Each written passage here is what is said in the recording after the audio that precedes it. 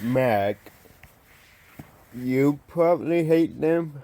I know I do, but this thing I got today to replace my old cord to do a MacBook, and maybe this will convince me that all on laptops aren't that bad. So let's go ahead and turn on automatically.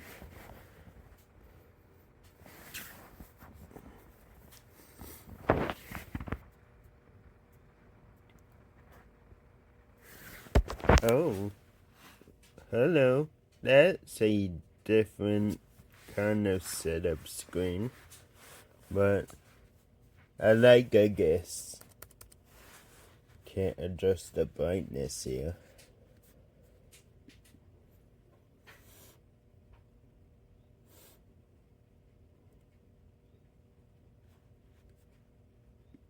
English, yes. I'll skip this part because there's already videos online that show how to set up the iMac, and someone probably has already in the comments down below. So, oh, funny thing. So, you'll know how Microsoft forces you to sign into a Microsoft account and all that. Take some notes, Microsoft. Here come the ads. This thing also says it has a fingerprint sensor on it, which is not bad for 2020. Right here, I think that is. Yep. I'm not gonna set it up now because, ugh. I like to do auto mode. Whoever thinks bad about night mode,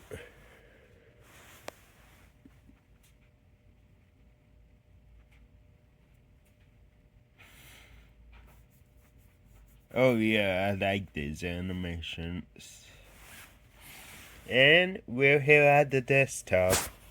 Also, I noticed the battery is low, but I guess I will keep it here until it drops below like 5%, because they say the batteries are all day on these things, so that should at least give us a few hours. Okay, so I have been checking out the UI a bit, and to say the least, it seems pretty fluent. Like, right here, we have the M1, 8 gigabytes of RAM, which is shit in this age, but check out the RAM prices right now. We have macOS Tahoe, which I think is the newest version of macOS. This is also the first version that introduced the good glass, which is what you're seeing here and throughout the whole system. The animations are pretty nice too. You don't have just the pop-in effect that we did on older macOS versions. We actually have these little animations now. Just more things that will make it look actually like it fits. We have Apple Intelligence, which I don't know what that is, and I don't think I want to log into an Apple account on this, because if I lose this phone, then I'm fucked. We also have the control center up here, which is pretty nice. We can add and delete stuff.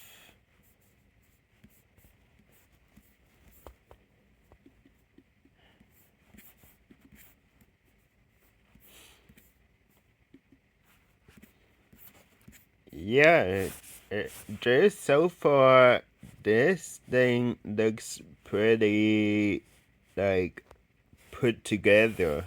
Also meant to talk about I/O on this thing. It's shit. We only get the two USB-C ports mostly. We do get a headphone jack, which is better than most devices nowadays, but hey. Also, the trackpad, the clicks on it don't actually feel real. I think that's because this MacBook has something called haptic feedback, which I don't know why they were at. Basically, that's just a vibrator instead of an actual click. So when this thing is off or like fully dead, you don't even notice it's there. But first of all, let's just try a simple YouTube test, because you're probably gonna be watching YouTube on the MacBook. Who's gonna actually play games on this thing? At least a lot. If you wanna play games, you're gonna buy a real computer. So this is a speaker test. Got Scarlet Fire pulled up right now. Max volume.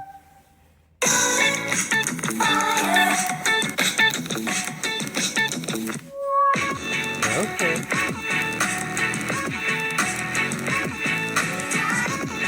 This isn't horrible.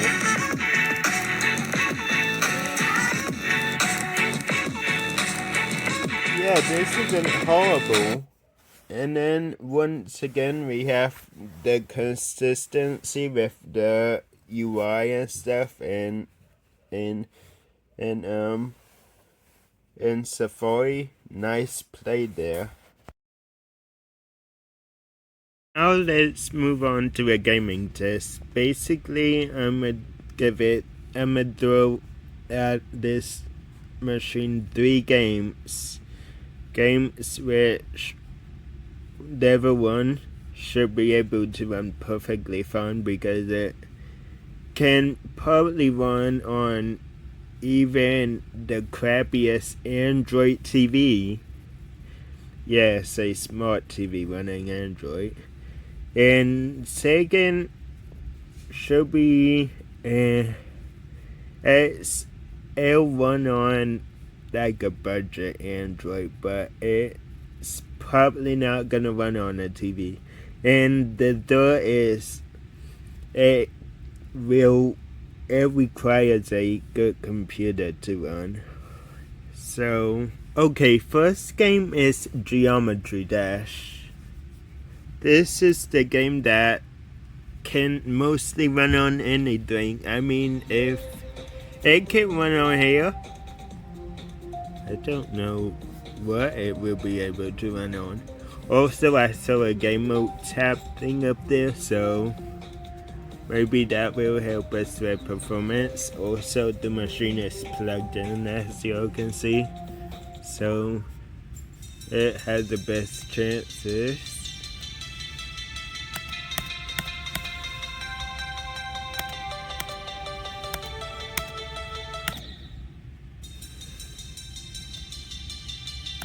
Still suck at this game. I'm not blaming the computer though.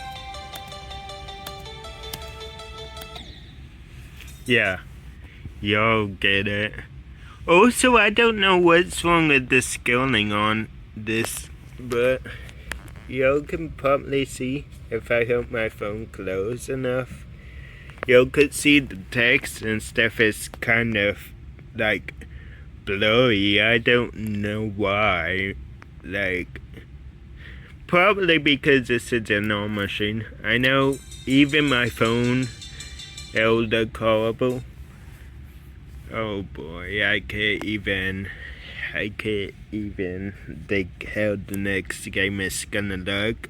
And I don't know why, but this is probably just something in general because my Linux machine did it too. Or this laptop back when it ran Linux. But it crashed right after I closed it, so. Okay, so next up is Roblox. Now, actually the home screen's pretty smooth, which I can't even say about my desktop, which has a 5600 XT, so I wonder why that is.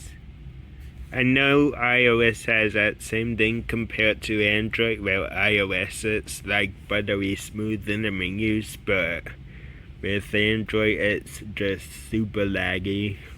Even on the best phones. Let's try Broken Bones, which is like it's a more simple game. This computer will be able to run it. I also did try to play on this, but I didn't actually get into anything, so this will be pretty new to the both of us.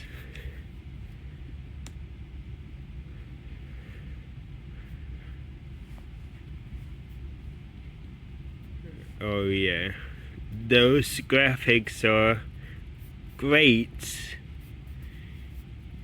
You could even see it right here. I don't even have to. Yeah, that text is not showing up well. And also this is max graphics.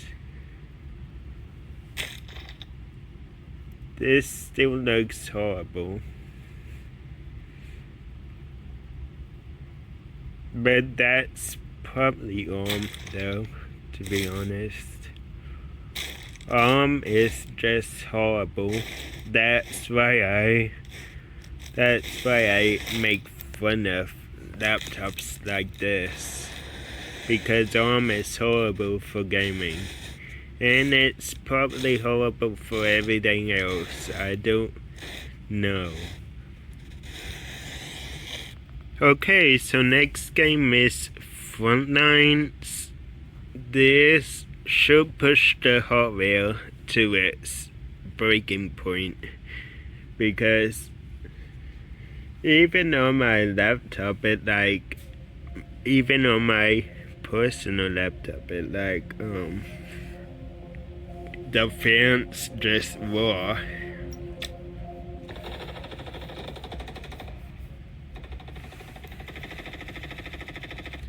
And I can say, yeah, this is pretty smooth, but the graphics, on the other hand, still look awful. So that was the Roblox test, just something short. All these tests are short because, yeah. Okay, so next up we have Cyberpunk. As you can see, I already launched it and I don't know what's happening. Oh, it's loading right into the game, so hey. It's somewhat running pretty well. At least so far.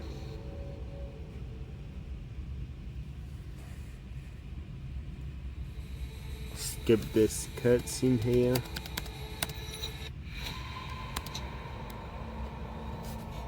Also, I won't really be able to play this game because no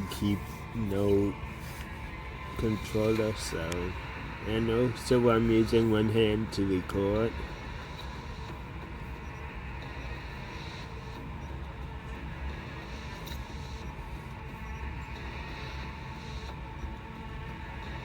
Give it the best settings that it can do. Or actually, no.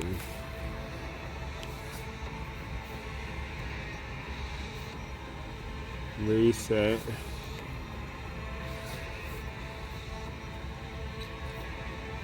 Let's just run the benchmark because why not? Okay, so it's loading the benchmark right now. Oh yeah, and my phone just overheated. But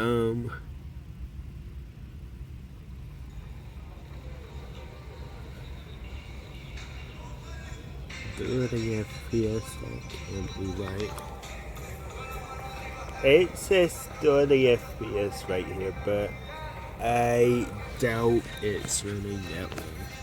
But hey, it looks like it's somehow playable. I can't shit talk if this is how it's gonna run.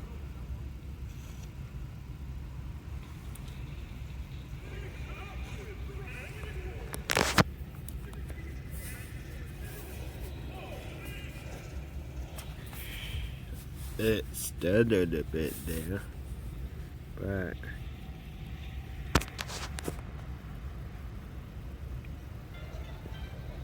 and the emoji thing popped up. I don't know where the fuck that came from, but it won't let me back out, so.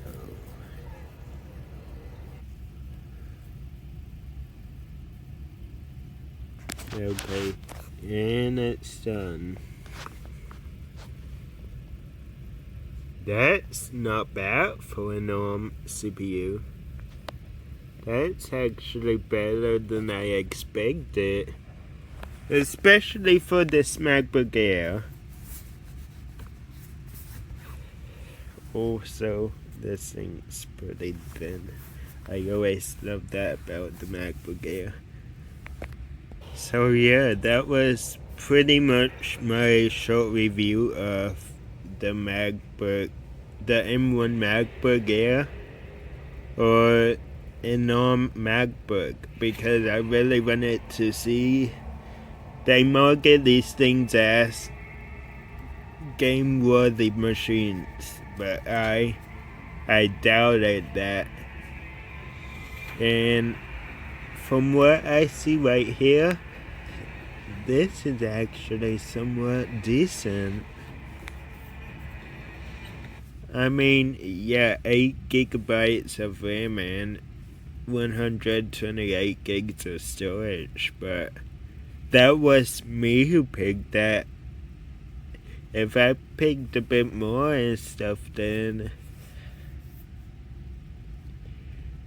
But yeah, that was mostly my short review of the M1 MacBook. Also, if you want me to make another video installing Linux on here, because there is a distro called or a project called Asahi Linux on here that I can install, I will install it because I never tried Linux on ARM. So I hope you guys enjoyed that short review. Thank you guys for watching. Peace.